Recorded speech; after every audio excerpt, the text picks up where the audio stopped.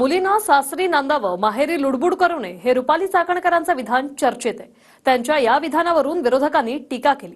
मात्र आपण कुणाचंही नाव घेतलं नसल्याचा दावा चाकणकरांनी केलाय. पाहूया.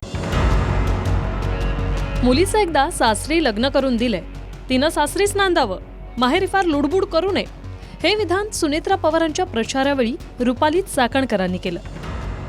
त्यांचा रोग सुप्रिया सुळेंकडे असल्याचा आरोप होतोय. मात्र खुद्द महाराष्ट्र राज्याच्या महिला आयोगाच्या अध्यक्षपदावर असणाऱ्या चाकणकरांच्या या विधानावर टीका होतीये. की मुलगी सासरी गेली तरी माहेरी जास्त लुडबुड करायला लागली तरी वाद होतात. मग ते काका पुतण्यात होतात, मग ते भावाभावात होतात, नणंद भाऊजाईमध्ये होतात. मग एकदा मुलीला सासरी लग्न करून दिले तर तिने सासरीच नांदावं ना. माहेरी फार लुडबुड करू नये आणि लक्ष देऊ नये. आईने फार माहेरी मुलीचं लक्ष देऊ नये. मुलीचंही लग्न झाल्यानंतर तिने माहेरी जास्त लक्ष देऊ नये.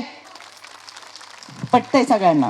ज्यांना एकल अपत्य आहे आणि ती मुलगीच आहे, अशा अपत्यांनी आपल्या वृद्ध मातापितांची काळजी नाही घ्यायची तर कुणी घ्यायची?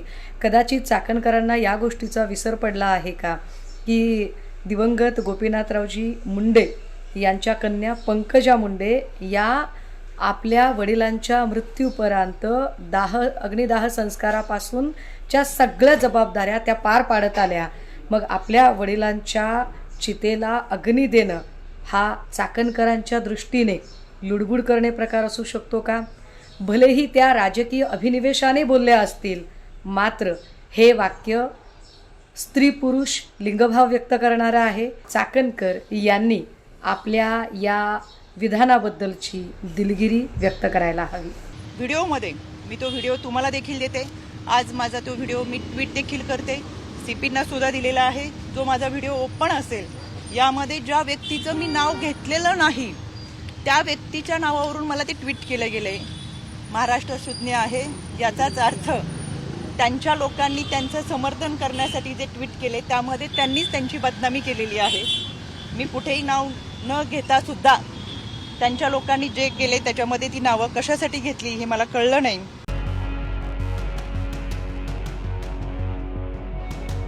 विशेष म्हणजे याच कार्यक्रमात माहेरात कुणी नसल्यावर सासरी महिला कशा एकट्या पडतात असे अनेक उदाहरणं चाकणकरांनी दिली होती. नंतर मात्र त्याच चाकणकरांनी सुळेंबद्दल बोलताना सासर आणि माहेर असा फरक केला. कोरोना कालावधीमध्ये 85,000 पुरुषांच्या मृत्यूची नोंद झाली. यामध्ये त्या महिलेचा दोष नाही, पण तिला जे ते विधवापण आलं, सासरची लोक साथ देतील नाही देतील, माहेरच्या लोकांचा संपर्क तुटलेला असतो, कधी कधी माहेरचे नातेवाईक नसतात, आई वडील वगैरे कोणी.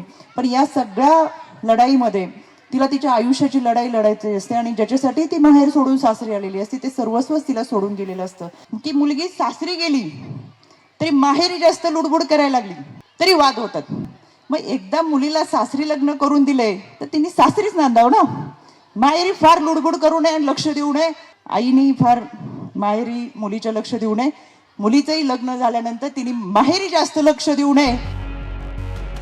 एकीकडे राज्य सरकारनं आता वडिलांसोबत आईचं नाव लावणं बंधनकारक केलंय. सरकार हा निर्णय धाडसी असल्याचं सांगते. आणि दुसरीकडे महिलेने माहेरी लुडबुड न करता सासरी नांदावं असा सल्ला महिला आयोगाच्या अध्यक्षाच देत आहेत. एक साधी महिलांची योजना की प्रत्येक पुरुषाने आता आईचं नाव लावलं पाहिजे आणि हे ऐच्छिक नाही आहे, त्याचा कायदा करणं हे खूप धाडसाचं होतं. 50% वोटर असलेल्या महिलांना प्रचंड आनंदित करणार होता. अशा ढीगभर योजनांची यादी आहे. शासनाच्या अधिकृत कागदपत्रामध्ये वडिलांच्या आधी आईचं नाव लिहिणं आता बंधनकारक आहे आणि या ऐतिहासिक निर्णयाची तात्काळ अंमलबजावणी आपले सर्वांचे आदरणीय लाडके नेते दादांनी राज्यात सर्वप्रथम पहिल्यांदा केली. मग एकदा मुलीला सासरी लग्न करून दिले तर तिने सासरीच नांदावं ना. माहेरी फार लुडबुड करू नये आणि लक्ष देऊ नये. आईने फार माहेरी मुलीचं लक्ष देऊ नये.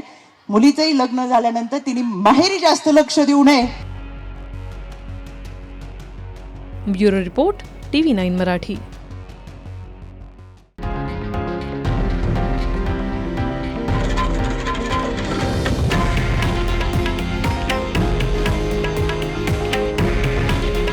हे आहे देशातील नंबर 1 न्यूज नेटवर्क आणि आपण पाहत आहात TV9 मराठी. काळजी तुमची, हित महाराष्ट्राचं.